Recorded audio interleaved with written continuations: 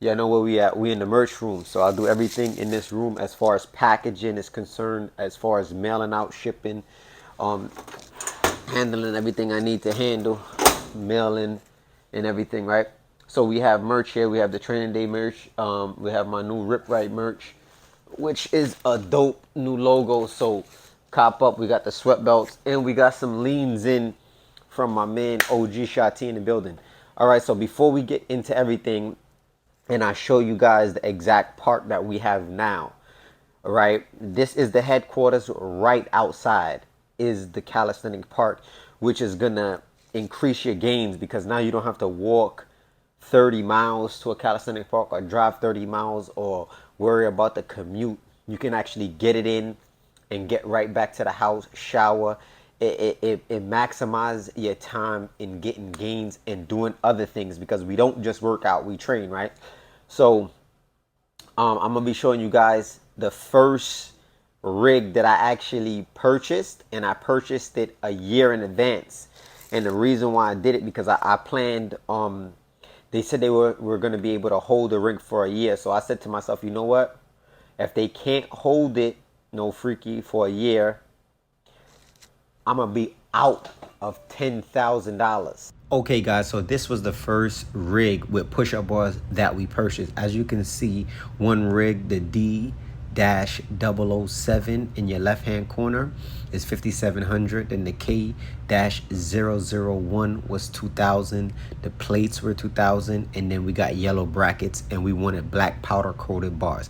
That came up to $9,700.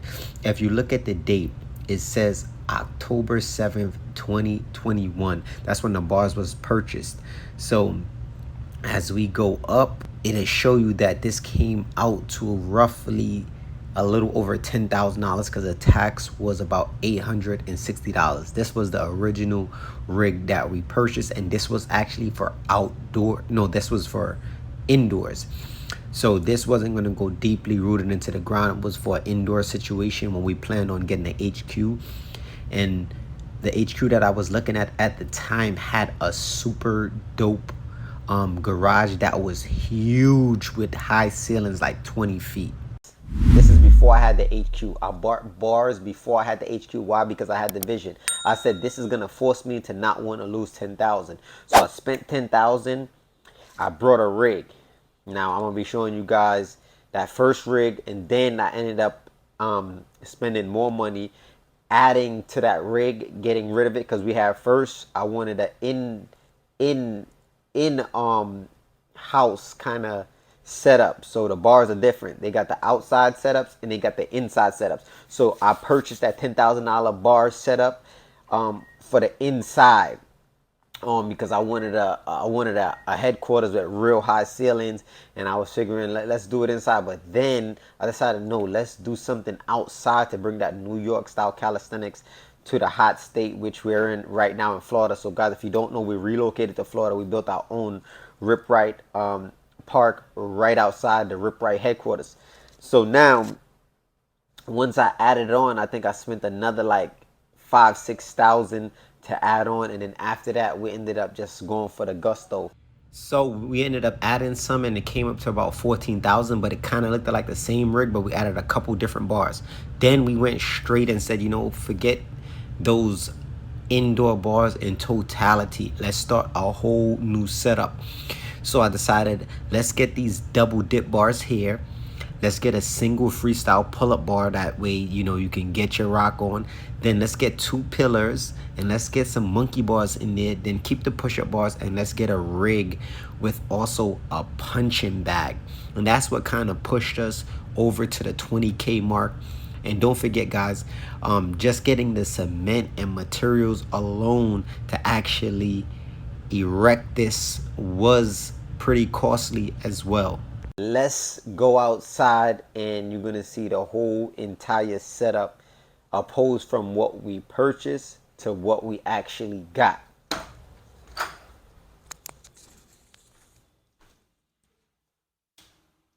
Not to mention, we also brought bars for the house. So because we purchased bars for the house, obviously that was another expense. My 5 days a week calisthenic program also waited.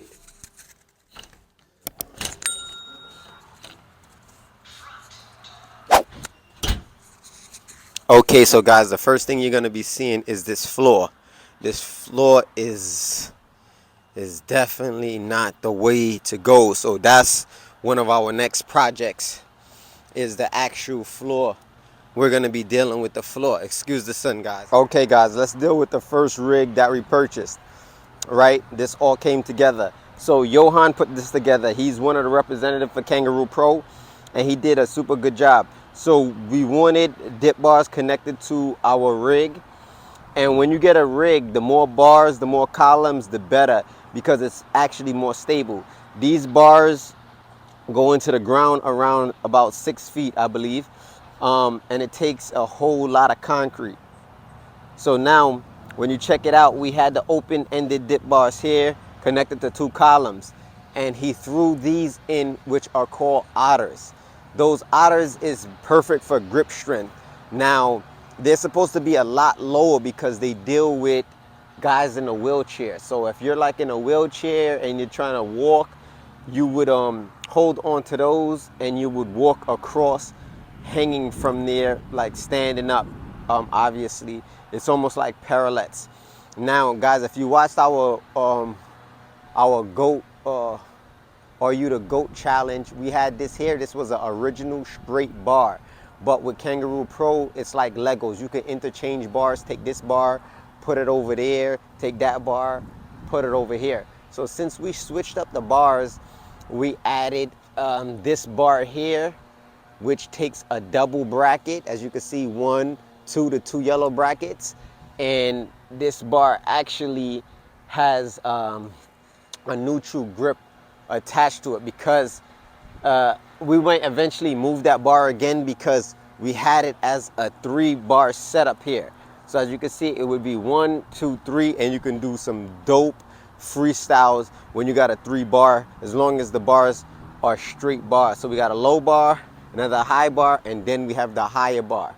And then connected to it, I wanted to get into some boxing. So obviously Kangaroo Pro got us this nice punching bag that's connected to it. So that was our first rig all together.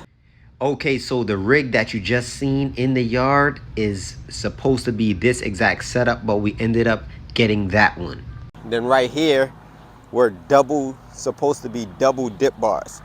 This is the best dip bars we have. They're pretty high. You can do dips without having to bend your legs. Whether you're 6 feet, 6'1", 6'2", you should be all right. Once you get a little bit taller than that, then you might have to bend a little bit or lean forward on your dips. So now we didn't order this bench. This bench was actually thrown in. This bench was not supposed to be here. This was supposed to be another dip bar connected to this dip bar here.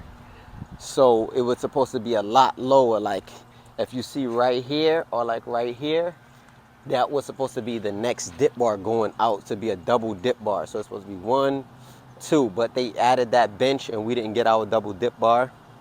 So this was the actual double dip bar setup, how it was supposed to look. And then right here, I had these 2 pillars put here. I thought that they were gonna be tall like these columns, but they're pretty short. because I wanted to be able to start from the bottom, sitting in the L sit, and kind of climb up. Alternate angles, y'all. You gotta get over that. Into a muscle up, you can still do it, but it's not that impressive when it's shorter. I believe that was one of the cheapest or the most affordable pieces of equipment they had, was just the 2 columns by itself. Now, right here, we have the double monkey bars, because unfortunately, their monkey bars aren't the conventional, or should I say, the monkey bars that we're used to in Brooklyn. We're used to about 8 bars. Each bar here has 1, 2, 3, 4, 5, 6, 7. So I wouldn't be able to do the gorilla swing. I could do it on just 1 7 monkey bar, but it's not as impressive. Giant swing, giant swing. Dykeman. Get back, get back, get back.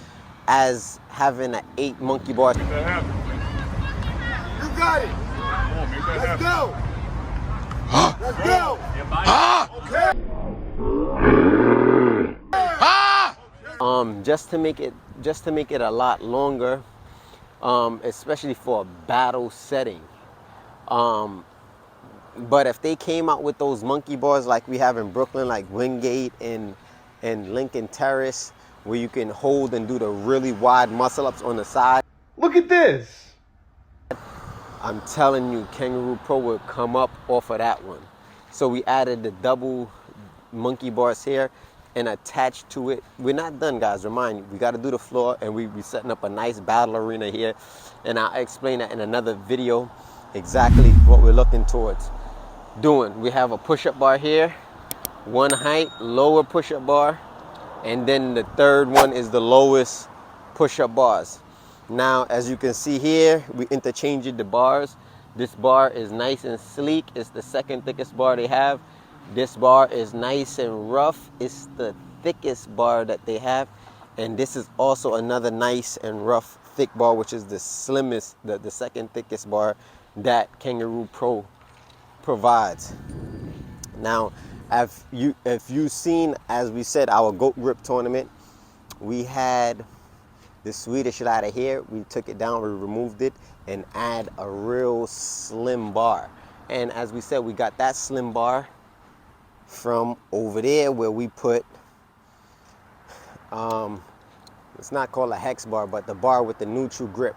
So we took that bar from over there, and it's a sleek bar, but it's the slimmest bars they own. So we can have a double pull-up bar here, but we're gonna add another column there to put back up our Swedish ladder to practice the flags. And we took this bar from over on the push-up bar, and we put it here, which is one of the thickest bars.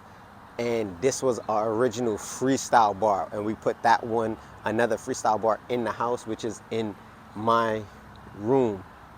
Now from there, we also did some bars outside. We were gonna do a bar right here on this wall, but we decided, you know what, let's go somewhere where if it's raining and it's that time, we don't really wanna get drenched, but we're usually working out in the rain once it starts raining anyway. We put up 2 nice bars here, and we put up 2 bars in the house. So you've seen 1 in the house so far, and the other one in my room. If you watched one of my previous videos with me working out with my wife, you would have seen that bar. That was originally the freestyle bar. So guys, tell me what you think. 30K, is it worth it? Would you do it if you had the chance and it's not done? By the time we're done, this is going to be a $100,000 calisthenic playground. Don't forget, we got to get our drawings in the back. The walls are pretty banged up because of feet and just kicking on the walls and tires and all kind of stuff. We're going to hit these walls black as you know it and put up some dope RipRight themes. So let me know, guys, if you had this whole acre and you had the money, is $30,000 worth what you've seen thus far? Stay tuned, stay ripped, six pack, big back, big facts.